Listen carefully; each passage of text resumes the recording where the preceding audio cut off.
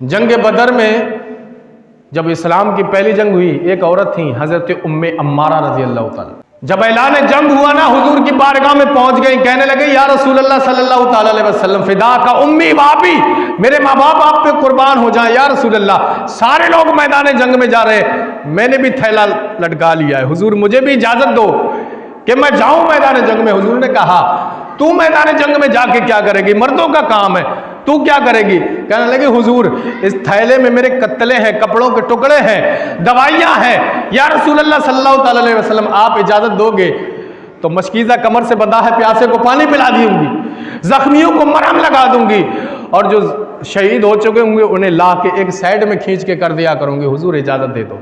ये औरत का जज्बा बता रहा हूं।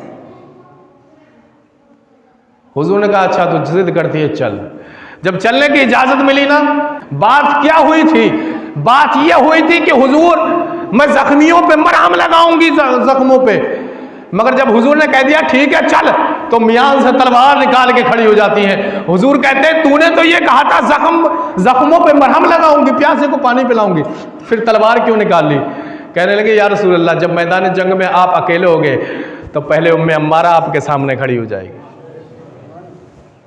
तलवार इसलिए लेके आए हूं कि मेरे हुजूर पे कोई आंच नहीं आना चाहिए। एक वक्त ऐसा आया, तीन सहाबी हैं, जब देखा हुजूर का एक तरफ खाली है तो ये जांबाज औरत एक तरफ आके खड़ी हो गई, और खड़ी हो गई जो हुजूर की जानिब बढ़ता उसे कत्ल कर देती। एक एक करके 7 लोगों को कत्ल कर दिया। इनके भी 13 जख्म आए, बड़ा गहरे गहरे 13 जख्म आए। तो हुजूर सल्लल्लाहु अलैहि वसल्लम बार बार इनका लड़ना देख रहे थे, इनका जज्बा देख रहे थे। ये जंग में तलवार चलाते हुए कहती है या रसूल अल्लाह आप मुझे बार बार यूं ऐसे करके देख रहे हो ना, मैं समझ गई आप मुझे क्यों देख रहे हो। अल्लाह अकबर। हुजूर ने पूछा ए उम्मे अम्मारा क्यों देख रहा हूं बता। तो कहने लगे हुजूर शायद आप ये सोचते होंगे 3 तरफ तो मर्द हैं, आने वाले नरगे को, आने वाले दुश्मनों को ये रोक लेंगी, मगर इस तरफ औरत है, शायद ये रोक ना पाए। हुजूर आप टेंशन मत करो, फिक्र मत करो, मेरे बदन के टुकड़े हो जाएंगे मगर मेरी तरफ से कोई जालिम आपकी तरफ बढ़ नहीं पाएगा। हुजूर आप फिक्र ना करो, परवाह ना करो, ये जालिम मेरे बदन का कीमा तो बना सकते हैं मगर हुजूर के आपके बदन पे कोई तीर नहीं आ सकता। यही औरत जब जंग ओहद का वक्त आया ना, उन्हीं जख्मों की वजह से चूर थी, तड़प रही थी। जब ऐलान जंग हुआ ना तो ये जा नहीं सकी, कमजोर हो गई थी, और जख्म वो मैदान बदर के अभी तक ठीक नहीं हुए थे।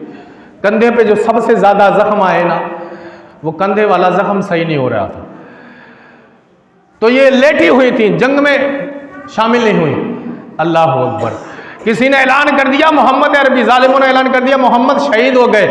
जब इस बूढ़ी हमसाई के कानों में आवाज गई ना, ये बिस्तर से उठ के दौड़ कर मैदान ओहद की तरफ जाने लगी, दौड़ने लगी, लाठी हाथ में पकड़ी है, लाठी हाथ में पकड़ के दौड़ लगा दी है। जो रास्ते में मिलता है सबसे पूछती है बताओ मेरे महबूब का आलम क्या है, मेरे सरकार के हाल क्या है। कोई कहता था हमें पता नहीं है, कोई कहता था हमें जानकारी नहीं है। ये दौड़ लगा दी। अल्लाह अकबर। दौड़ लगाते लगाते मैदान ओहद में पहुंचती है। कोई ओहद के पहाड़ से उतर रहा होता है, कोई चढ़ रहा होता है, ये कमजोर है। अल्लाह अकबर। ये कमजोर है। इसने पूछा आने जाने वालों से बताओ मेरे हुजूर ठीक है। तो किसी ने कहा हाँ हुजूर तो ठीक है मगर तेरा शौहर इंतकाल कर गया, तेरा शौहर शहीद हो गया है। आगे बढ़ी, किसी से पूछा बताओ मेरे हुजूर ठीक है। तो उन्होंने कहा हुजूर तो ठीक है मगर तेरा दामाद जो था ना वो शहीद हो गया। आगे बढ़ी, किसी से पूछा कि बताओ मेरे हुजूर ठीक हैं। उन्होंने कहा हुजूर तो ठीक है, तेरे बाप शहीद हो गए। किसी ने कहा तेरा बेटा शहीद हो गया। इस औरत के घराने के 4 मर्द शहीद हुए मगर किसी की परवाह नहीं की। कहा कि मेरे हुजूर ठीक है। किसी ने कहा हाँ हुजूर ठीक है। तो कहा हुजूर ठीक है तो अब सब ठीक है। जब हुजूर ठीक है तो अब कब सब कुछ ठीक है। कोई शहीद हो मुझे परवाह नहीं, मेरे सरकार ठीक हो। अल्लाह अकबर। किसी ने कहा ऊपर वाली चोटी पे है तो ये चढ़ने लगी, कमजोरी के आलम से पहाड़ पे चढ़ा नहीं जा रहा, कभी हथेलियों के बल हो जाती थी, कभी घुटनों के बल गिर जाती थी, कभी ठोड़ियों से अपने आप को रोकती थी। किसी ने कहा हुजूर एक बूढ़ी हमसाई है जिसका नाम उम्मे अम्मारा है, या रसूल अल्लाह आपके इश्क में घर से दौड़ कर आ गई है। अल्लाह अकबर। जब नबी ने सुना, नबी आखिर समय इसकी जानिब बढ़ रहे हैं, ये नबी की जानिब बढ़ रही है। कुर्बान जाओ इस माँ पे, नबी नहीं बढ़ रहे थे बल्कि खुदा की खुदाई इस औरत की जानिब बढ़ रही थी। अल्लाह अकबर। जब नबी आखिर ज़मा को इसने अपनी आंखों से देखा है, नबी के कदमों पे गिर के हुजूर का दामन पकड़ लिया और कहने लगे या रसूल अल्लाह, जब तक आपकी शहादत का नाम सुना था मैंने बदन से जान निकल गई थी, मगर मेरे हुजूर आपको देख लिया, ऐसा लगता है अब दोबारा जिंदगी मिल गई है। या रसूल अल्लाह बताओ कौन सा ऐसा जालिम है जिसने मेरे सरकार पे जुल्म किए।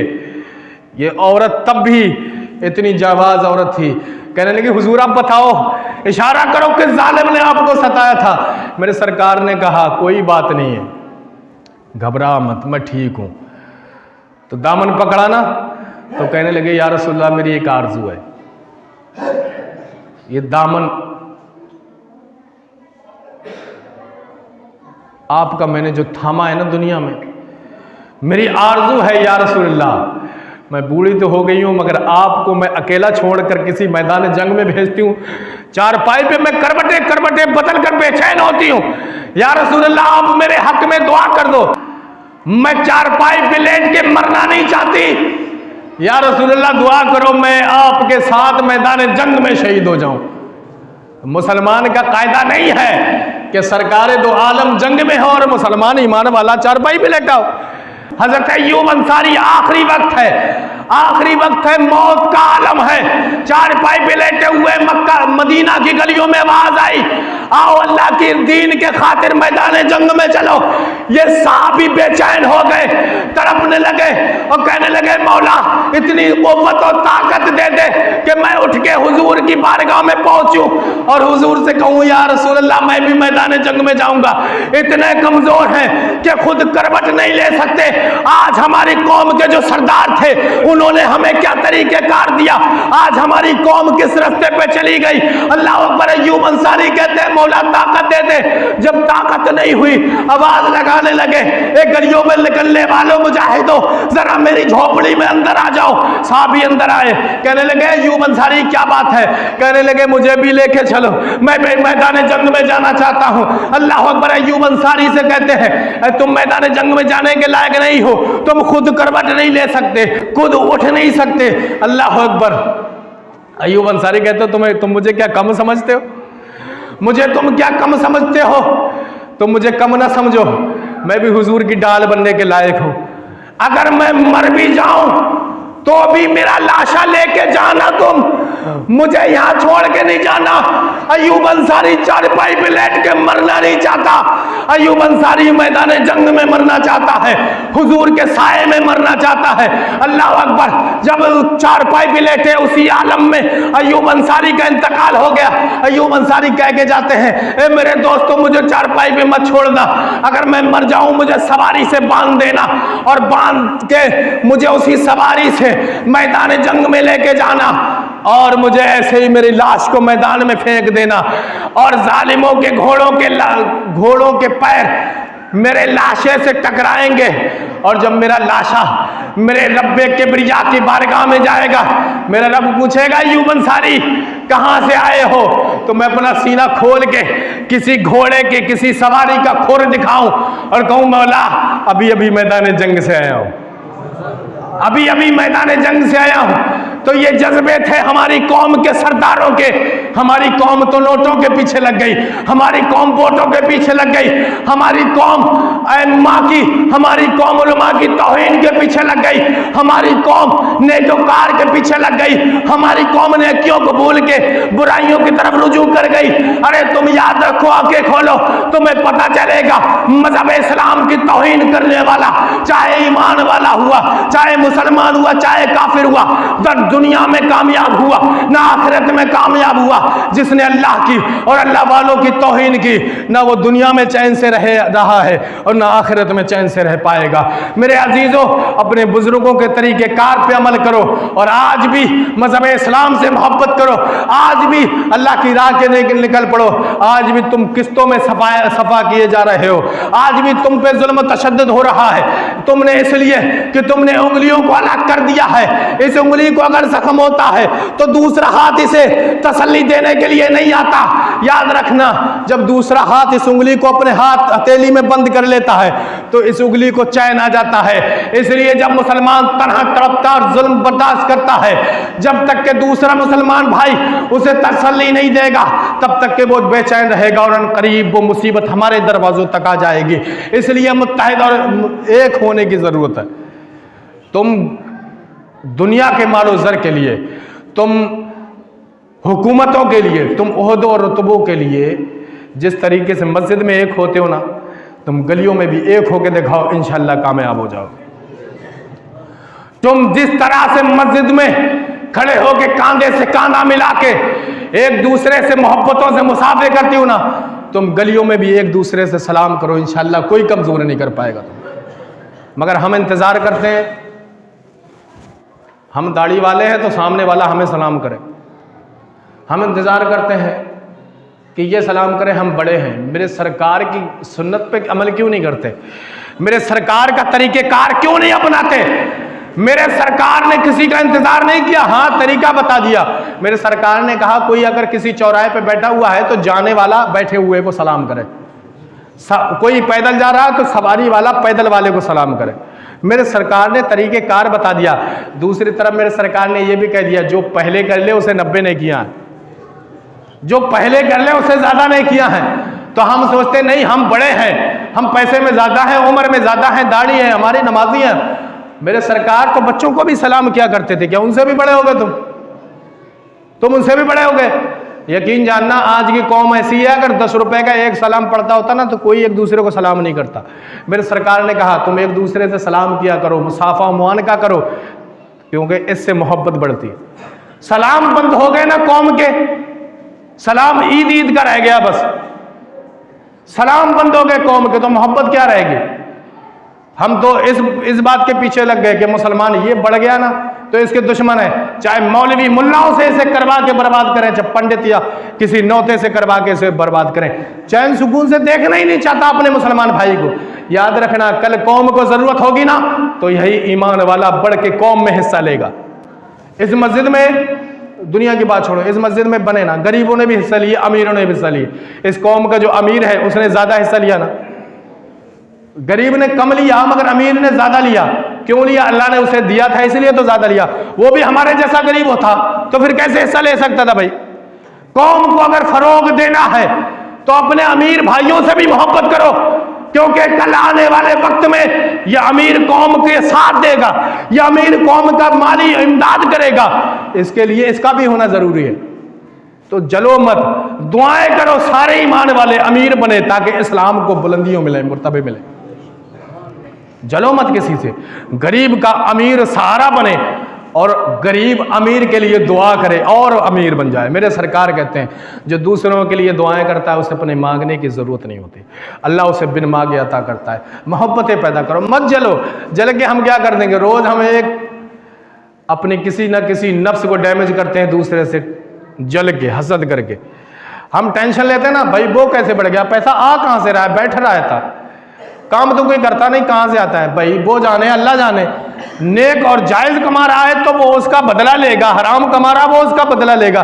ہمیں جلنے کا حق کس نے دیا؟ محبت بانٹو اور محبت حاصل کرو، بس ہمارا کام یہی۔ ام عمارہ رضی اللہ تعالیٰ دامن پکڑ کے کہتی ہیں یا رسول اللہ میں میدان جنگ میں مرنا چاہتی ہوں، چارپائی میں مرنا چاہتی ہوں۔ تو ایسی مجاہدہ عورت تھی، یہ مردوں کی بات نہیں کر رہا ہوں، عورتوں کی کر رہا ہوں تاکہ ہم لوگوں کو تھوڑی شرم آ جائے۔ ہم لوگ 10 روپے دے کے جاتے ہیں مسجد میں، اور وہ بھی سب سے گلا ہوا نوٹ ہماری جیب میں ہوتا ہے نا، وہ دے کے جاتے ہیں۔ میرے بھائی 10 روپے تو دے رہے ہو نا، وہ تو آپ کی جیب سے کم ہو گئے نا، تو سب سے خوبصورت نوٹ دو اللہ کی بارگاہ میں، سب سے خوبصورت جو جیب میں ہو۔ ہم دے تو رہے نا، تو کسی دکاندار کو گلا سڑا دے دیں گے بھائی، اللہ کے گھر میں گلا سڑا کیوں دیں؟ جو مارکیٹ میں نہیں چلا وہ اللہ کے گھر میں کیوں چلا ہے؟ جب مارکیٹ کا سڑا گلا نوٹ، پھٹا ہوا نوٹ مارکیٹ کا کوئی دکاندار قبول نہیں کرتا، کوئی دکاندار نہیں لیتا، تو اللہ کیسے قبول کر لے گا؟ اللہ تو کہتا ہے خشوع اور خضوع والا چاہیے مجھے، پاک و شفاف چاہیے مجھے، تیری عبادت جتنی پاک اور صاف ہے اتنا تیرا مال و زر بھی مجھے پاک اور صاف چاہیے۔ تو ہم سڑا گلا کیوں دیں اللہ کے بارے میں؟ ہم دے تو دس ہی رہے ہیں نا، تو ہم گلا ہوا کیوں دیں؟ نہیں چلے گا تو ہم پھاڑ دیں گے اس کو، اللہ کے بارے میں ہم کیوں دیں گے؟ دوسری بات یہ میرے عزیزوں، مسجدوں سے بے پناہ محبت ہے۔ یہ مسجدیں ہیں نا، میں نے آپ کو مسجدوں کے بھی فضائل بتائے، یہ مسجدیں بخشش کا ذریعہ بنیں گی۔ جب سارے اعمال فیل ہو جائیں گے، ساری عبادتیں منہ پہ مار دی جائیں گی نا، تب یہ مسجدیں کھڑی ہوں گی اور کہے گی ہے میرے اندر پڑھنے والے نمازیوں، مجھ میں صفائی ستھرائی کرنے والے لوگوں، مجھ میں کلر اور پینٹ سے سجانے والے، میرے دل در و دیوار پہ رنگت بکھیرنے والوں، میرے خادموں، جیسے تم مسجد دنیا میں آ کے مجھے بھرتے تھے نا، آج مجھ میں آ کے بھر جاؤ، میں تمہیں جنت میں لے کے جاؤں۔ تو انہیں کمن مت سمجھو، تم انہیں مسجد ایک در و دیوار کا بنا ہوا ایک ڈبہ ایک گھروندہ مت سمجھو، یہ جنت کی کیاریوں میں سے ایک کیاری ہے، سمجھ رہے نا؟ یہ دنیا کی سب سے پاک اور شفاف جگہ ہوتی ہے جہاں اللہ رب العزت کی رحمتیں ہر وقت جھما جھم برستی ہیں۔ جس دن ہم راہ راست پہ آ گئے ہمیں دلی چین مل جائے گا۔ میرے بھائیوں، اپنے دلوں پہ ہاتھ رکھو اور سوچنا کہ جس دن تم فجر کی نماز پڑھتے ہو نا، پورا دن خوشی اور خوشی سے گزرتا ہے، پورا دن رونق والا لگتا ہے، پورا دن خوبصورت لگتا ہے، ایسا لگتا ہے کہ آج عید کا دن ہے، ایسا لگتا ہے دل ہواؤں میں ہے، ایسا لگتا ہے دنیا کی سارے حالات تم پر منکشف کر دیے گئے ہوں، ایسا لگتا ہے دل کی دنیا بدل گئی ہو جب فجر پڑھ کے نکلتے ہو۔ اور جس دن تم 8 بجے اٹھتے ہو نا، نحوست بھرا دن لگتا ہے، نہ ادھر اچھا لگتا ہے نہ ادھر اچھا لگتا ہے۔ جب ایک وقت کی نماز پڑھی تو دل منور ہو گیا، جب ساری زندگی تو نماز پڑھتا رہے گا تو میں کہتا ہوں قبر بھی منور ہو جائے گی۔ دل تو منور ہے ہی، قبر بھی منور ہو جائے گی۔